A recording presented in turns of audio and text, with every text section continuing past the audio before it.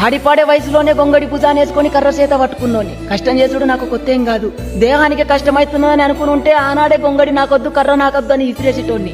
ఏనాడికైనా పేరుకు రాకపోతానని అనుకున్నా కాబట్టే ఇప్పటికీ కూడా వీటిని ప్రేమిస్తూ బ్రతుకుతున్నా. ఈ మాట ఎందుకోసం చెప్తున్నా అంటే కష్టం చేసే ప్రతి ఒక్కళ్ళు యాది పెట్టుకోవాల్సిన ముచ్చట. నువ్వు ఏ పనైనా చెయ్యు, కానీ నువ్వు చేసే పనిని ప్రేమిస్తూ చెయ్యి. అప్పుడే ఒక పేరు కొంటూ వస్తూ ఉంటాం.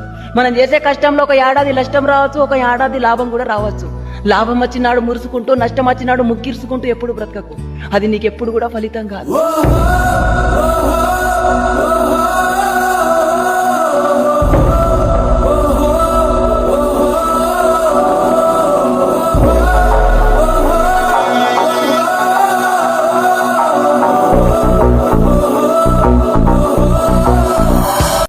ఆడిపాడే వయసులోనే గొంగడి భుజానేసుకొని కర్ర చేత పట్టుకున్నోని కష్టం చేసుడు నాకు కొత్త ఏం కాదు.